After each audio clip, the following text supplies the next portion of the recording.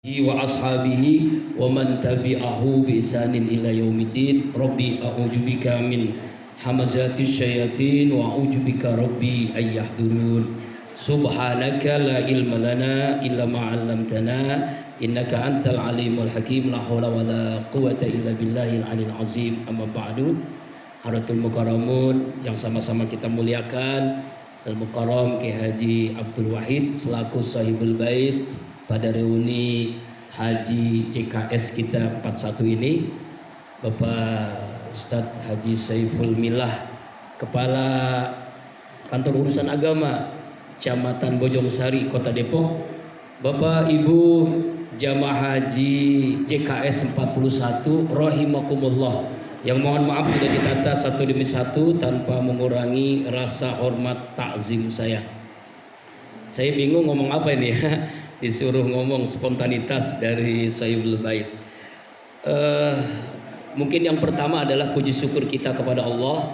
Pada siang hari ini kita dibersamakan kembali kedua setelah reuni pertama di rumah Bapak Haji Zainal Abidin, yang luar biasa, begitu antusias lewat media sosial kita, grup WhatsApp. Lalu pada hari ini kembali kita dibersamakan, kita mengingat kembali setahun yang lalu ya, kita bisa melaksanakan sama-sama menikmati hidangan hidayah Allah.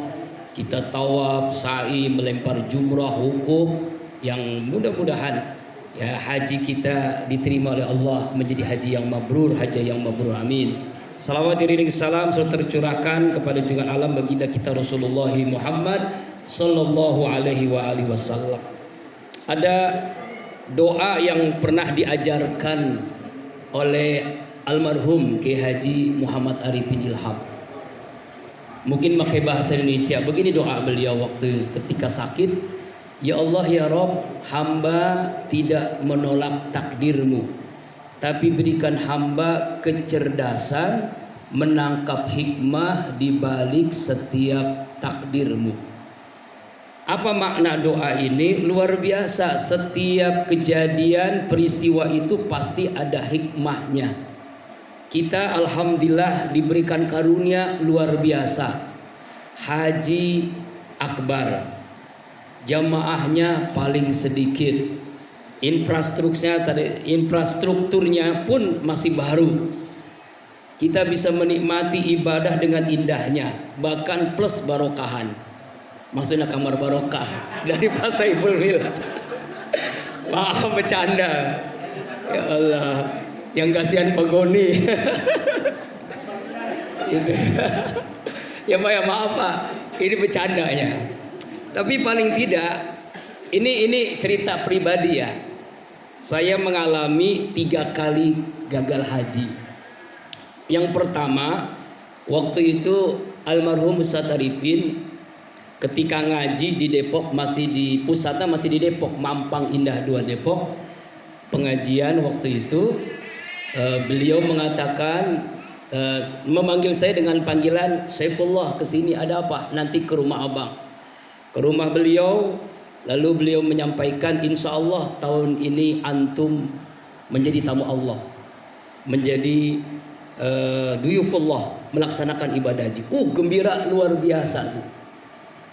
Kemudian beberapa bulan, minggu berlalu, kok nggak ada yang hubungi, padahal saya sudah ketemu sama yang punya travel KBIH waktu itu. Lalu akhirnya penasaran, waktu itu masih zaman SMS tahun 2000-an, tahun 2003-an kalau tidak salah. Lalu beliau menyampaikan, saya telepon, Pak bagaimana? Waktu itu insya Allah tahun ini saya haji karena memang dapat hadiah dari Bapak melalui almarhum Ustadz Arifin. Iya insya Allah, tapi mohon maaf, travel saya salah satu travel yang dicoret likuidasi oleh Kementerian Agama. Jadi mohon maaf, bukan hanya antum, semua jamaah yang saya berangkatkan pun tidak ada yang berangkat. Akhirnya gagal. Itu yang pertama. Kemudian pindah almarhum Ustadz Arifin ke Az-Zikro Sentul. Nah, ketika di Sentul, ya, beliau juga memberikan kabar gembira, yaitu ketika itu saya agak terlambat ngaji subuh. Ya, selesai ngaji subuh beliau menyampaikan, insya Allah 5 orang tahun ini berangkat haji. 1, 2, 3, 4 dan 5-nya nih siapa namanya ya? Saya terlambat datang. Nah, itu tuh orang Parung, sekitar tahun 2010 kalau tidak salah. Saya bingung apa itu. Insya Allah antum tahun ini berangkat haji. Alhamdulillah.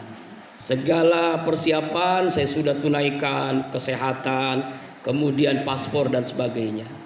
Seminggu sebelum berangkat ada telepon dari langsung almarhum Ustadz Arifin. Afwan Ustadz, ada apa?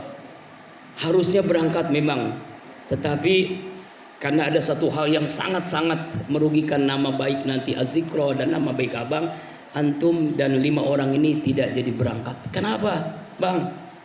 Karena yang memberangkatkan antum, salah seorang kepala daerah, ditangkap sama KPK. Jadi ini cerita benar. Oleh itu saya cerita sama istri yang ayang beb. Kalau begitu mungkin kita harus berangkat ya dengan biaya sendiri, jangan ngandelin orang gitu ya, yang gratis itu. Kita berangkat dengan kemampuan sendiri. Akhirnya saya nabung tuh sama istri, ke waktu itu masih BSM, Bank Syariah Mandiri. Kita nabung sedikit-sedikit, pas sesuai dengan apa itu kalau awal bayar ya porsi, nomor porsi 50 juta kalau kita berdua, saya satu setorkan. Saya alihkan dari bank ke bank tabungan haji gitu kan. Kita alihkan, akhirnya alhamdulillah. Nah, alhamdulillah tuh, wah seneng banget berangkat tahun, harusnya kita tahun berapa? 2020 harusnya. Ternyata corona, nggak jadi lagi berangkat. Allahu Akbar. Ini kok 3 kali kok nggak jadi haji, ini ada apa maksudnya? Maksudnya adalah alhamdulillah kita jadi berangkat tahun 2022, mendapatkan haji yang alhamdulillah akbar. Ya, haji akbar, Arafahnya pas hari Jumat. Dan tahadus bin nikmahnya adalah nggak tahu itu tiba-tiba Pak Haji Zainal Abidin menghubungi saya, Ustadz maaf saya tugas di tenda sebelah, antum bisa nggak khutbah Arafah? Lah, maaf ya saya kan belum haji, masa saya sudah khutbah Arafah? Inilah hikmahnya mungkin disuruh oleh Ustadz Zainal Abidin untuk khutbah Arafah. Ini juga adalah takdir terbaik. Berarti memang begitu doa.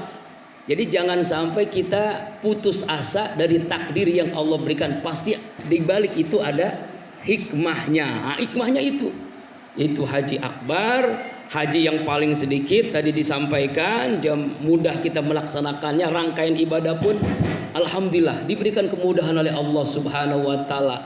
Ya, sampai kita umroh berapa kali itu ya? Yang paling banyak kalah saya sama beliau ya. Ya, umrohnya hanya berapa ya? 6 atau 7 lah. Kalau ibu 9 kali beliau itu umroh. Ya Allah ya Rabbana, saking sehat-sehatnya ya, semangatnya luar biasa.